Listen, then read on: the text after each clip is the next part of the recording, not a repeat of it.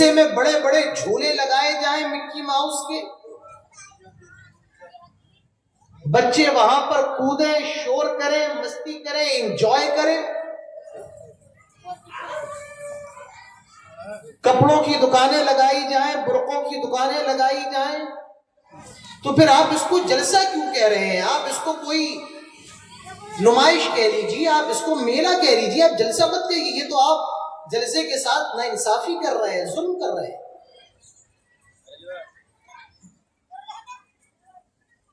ہم اپنے اسٹیجوں سے منع کرتے ہیں کہ اب جلسوں سے یہ بازار ختم ہو، آپ لوگ اور زیادہ بازار لگا رہے ہیں۔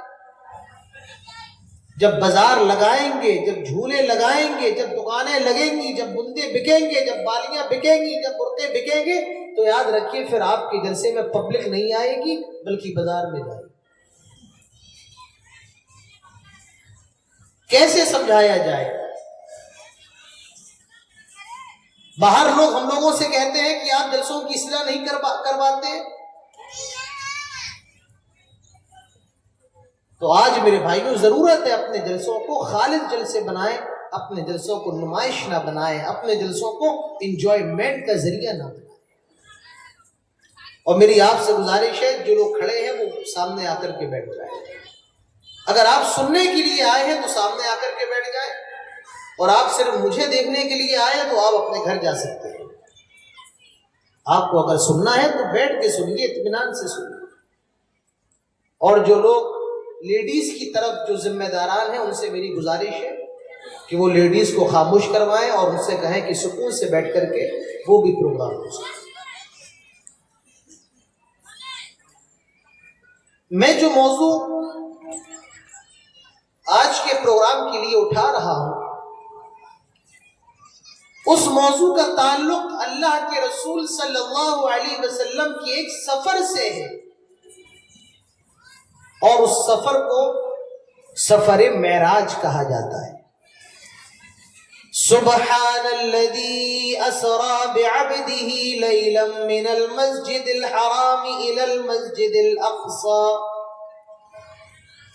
الذي باركنا حوله لنريه من آياتنا انه هو السميع البصير۔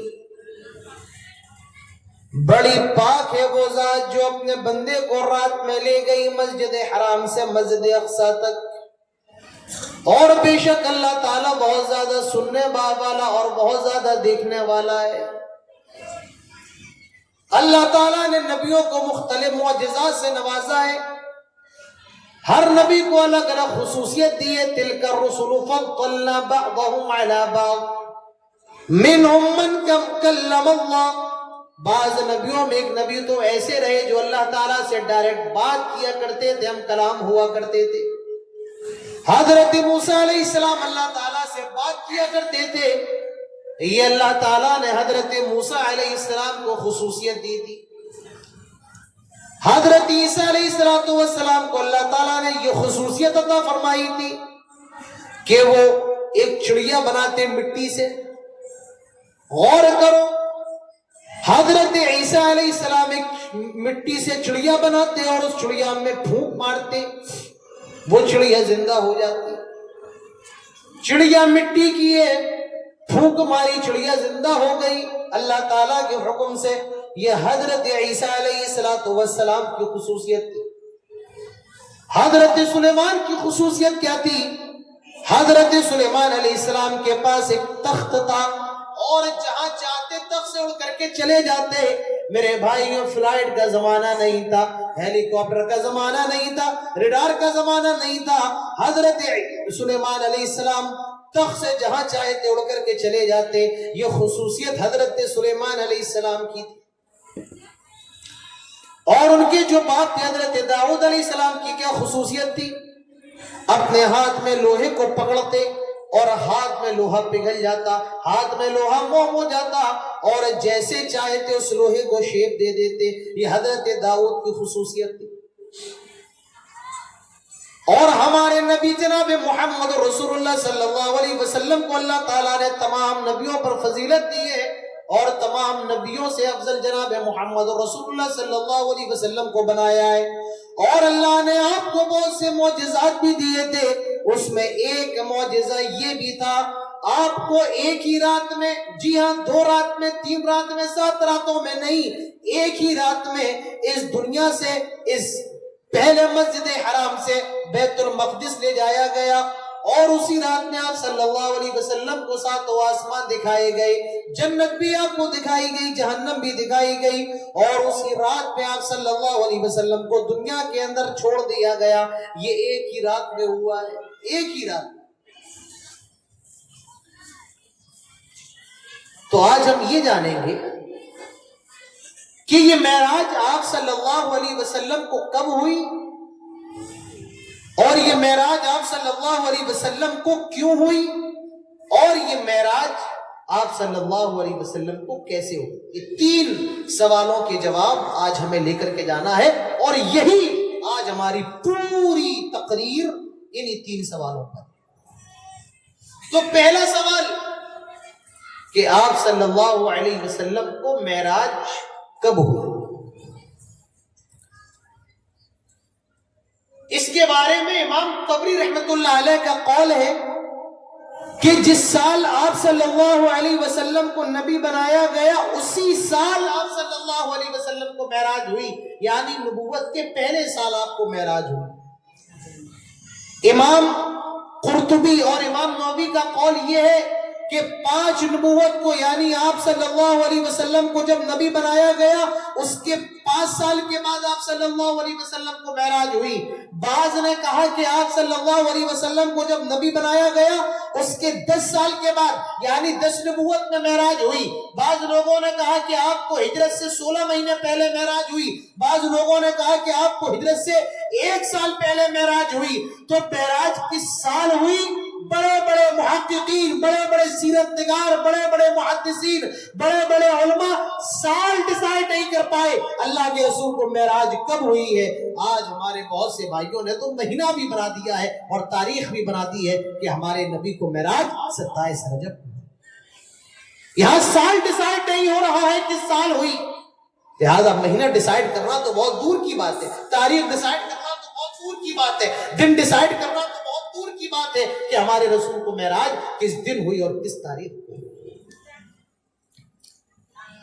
ہاں، علامہ سلیمان منصور پوری رحمت اللہ علیہ کہتے ہیں کہ ان کے نزدیک 27 رجب کو آپ صلی اللہ علیہ وسلم کو معراج ہوئی، لیکن الرحیق المختوم لکھنے والے مولانا صفی الرحمان مبارک پوری نے کہا ہے کہ معراج آپ صلی اللہ علیہ وسلم کو حضرت خدیجہ کے انتقال کے بعد ہوئی، لہذا 27 رجب کا دن مان لینا، 27 رجب کی تاریخ مان لینا یہ درست نہیں ہے۔ لہذا اللہ کے رسول کو معراج کب ہوئی اس کا علم صرف اللہ کے پاس ہے۔ کون سی تاریخ میں ہوئی اختلاف ہے، کون سے مہینے میں ہوئی اختلاف ہے، کون سے سال میں ہوئی اختلاف ہے، لہذا ایک دن مان لینا اور ایک دن پر مہر لگا دینا میرے بھائیوں یہ درست نہیں ہے۔ تو پہلا سوال کہ آپ صلی اللہ علیہ وسلم کو معراج کب ہوئی، اللہ بہتر جانے کب ہوئی، لیکن ہوئی ہے یہ ہم سب کو ماننا ہے۔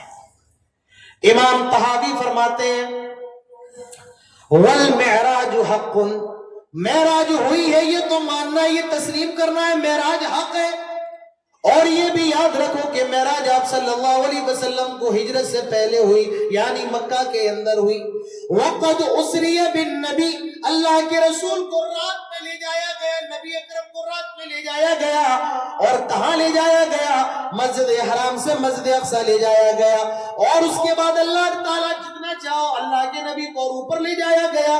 تو معراج تو ہوئی ہے یہ تو ہمیں اور آپ کو ماننا ہے، لیکن تاریخ کیا ہے اللہ کو معلوم، مہینہ کون سا اللہ کو معلوم ہے، سال کون سا اللہ کو معلوم ہے، اختلاف ہے میرے بھائیوں۔ لہذا 27 رجب کو خصوصاً معراج کی رات قرار دینا بدعت ہے، جائز نہیں ہے۔ تو پہلا سوال معراج کب ہوئی پتہ نہیں، اللہ کو معلوم، تاریخ کے اندر اختلاف ہے۔ دوسرا سوال کیوں ہمارے نبی جناب محمد رسول اللہ صلی اللہ علیہ وسلم جب پیدا ہوئے، آپ کے باپ کا انتقال ہو چکا تھا، اور آپ کی ماں آمنہ نے آپ کو پالا پوسا، آپ حلیمہ سعدیہ کے گھر چلے گئے، وہاں آپ کی پرورش ہوئی، اور جب آپ کی عمر 6 سال کی ہوئی تو حلیمہ سعدیہ آپ کو آپ کی والدہ کے پاس لے کر کے آ گئی.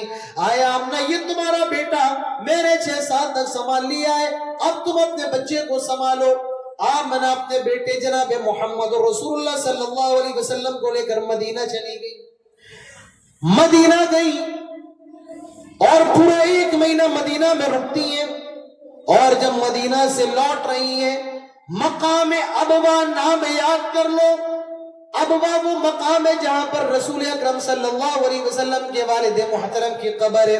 جب وہاں سے گزری اور نبی کے باپ کی قبر کو دیکھا تو ایسا صدمہ آمنہ کو لگا, نبی کی ماں کو ایسا صدمہ لگا. اسی موقع پر اللہ کے رسول کی ماں کا انتقال ہو گیا. مقام ابوا برما دنیا سے چلی گئی, دنیا سے رخصت ہو گئی.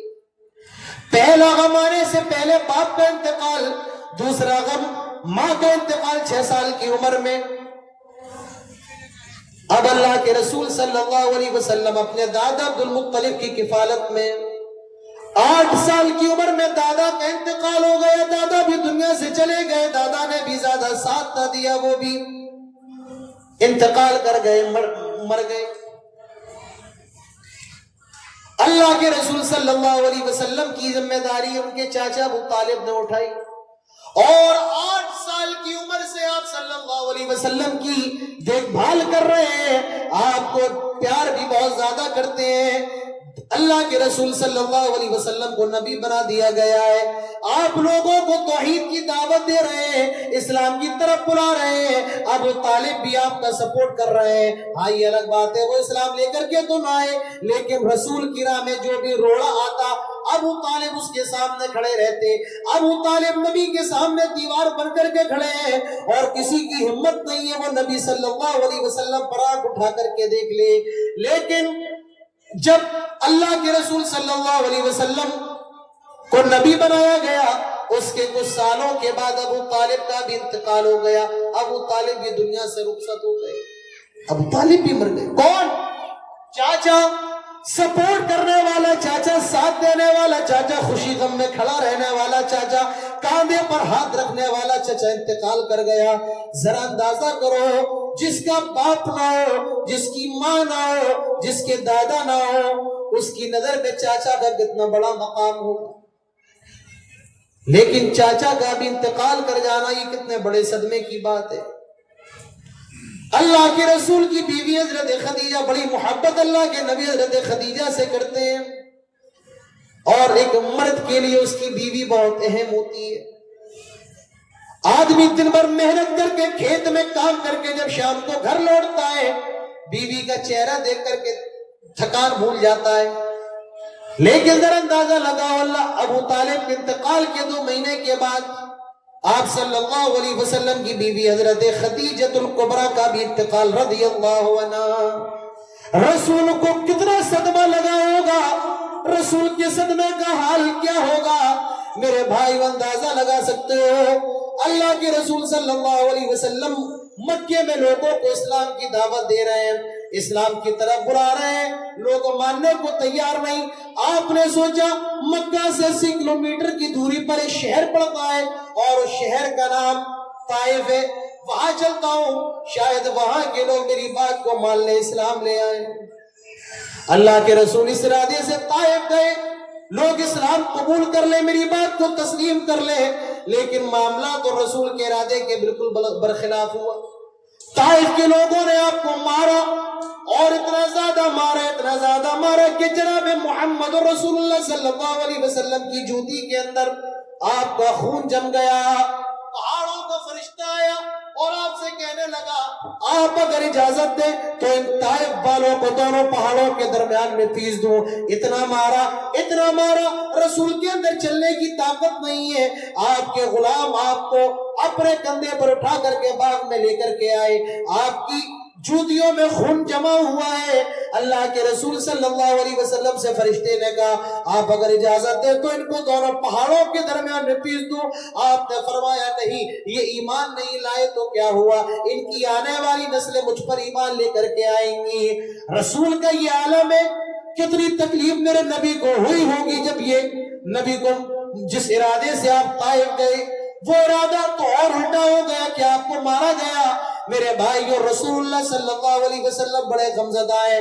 اللہ تعالیٰ نے اب اپنے نبی کو آسمانوں پر بلایا، آئے نبی آپ کے غموں کو دور کرتے ہیں۔ آپ کی بیوی کا انتقال ہوا، یہ غم کی بات ہے۔ آپ کے چچا کا انتقال ہوا، یہ غم کی بات ہے۔ آپ کو طائف میں مارا گیا، بڑے غم کی بات ہے۔ آئے نبی اب ہمارے پاس آ جائیے، ہم آپ کو آسمان دکھاتے ہیں، ہم آپ کو جنت بھی دکھاتے ہیں، ہم آپ کو خوش کر دیتے ہیں۔ تو اللہ تعالیٰ نے اپنے رسول صلی اللہ علیہ وسلم کو اپنی نعمتیں دکھانے کے لیے آسمانوں پر بلایا تاکہ رسول کا غم ہلکا ہو جائے۔ تو رسول اللہ صلی اللہ علیہ وسلم کو معراج کیوں ہوئی؟ تاکہ آپ کو جو تکلیف پہنچی ہے اس تکلیف کے اندر کمی کی جائے، رسول کو اللہ تعالیٰ اپنے پاس بلائے، اور اللہ تعالیٰ کی قدرت کا جلوہ جب ہمارا پیغمبر دیکھے تو آپ کے غم کے اندر تھوڑی کمی ہے۔ تیسری چیز کہ آپ صلی اللہ علیہ وسلم کو معراج کیسے ہو؟ اگر آپ یہ سوچتے ہیں کہ آپ کو معراج کا پورا واقعہ حدیث کی کسی ایک کتاب میں مل جائے گا تو یہ آپ کی غلط فہمی ہے۔ آپ کو پورا واقعہ سمجھنے کے لیے کم سے کم 4، 5، 6 کتابوں کا مطالعہ کرنا پڑے گا، تب آپ کو سمجھ میں آئے گا کہ اللہ کے رسول کو معراج کیسے ہو۔ اب دیکھیے اللہ کے رسول کو معراج کیسے ہوا۔ اللہ تعالیٰ فرماتا ہے سبحان الذي اسرى بعبده ليلا من المسجد الحرام الى المسجد الاقصى الذي باركنا حوله لنريه من آياتنا انه هو السميع البصير۔ بڑی پاک ہے وہ ذات جو اپنے بندے کو لے گئی رات میں۔ معلوم یہ چلا کہ رات میں آپ کو معراج ہوئی، دن میں نہیں ہوئی۔ اور بہت سے لوگ تو یہ کہتے ہیں کہ اللہ کے رسول لیٹے ہوئے تھے، آپ کی روح کو لے جایا گیا۔ بہت سے لوگوں نے تو یہ کہا کہ اللہ کے رسول کو نیند میں معراج کرائی گئی۔ اللہ تعالیٰ فرماتا ہے بعبدی، اپنے بندے کو کرائی، اور عبد کے اندر جسم اور روح دونوں شامل ہیں۔ معلوم یہ چلا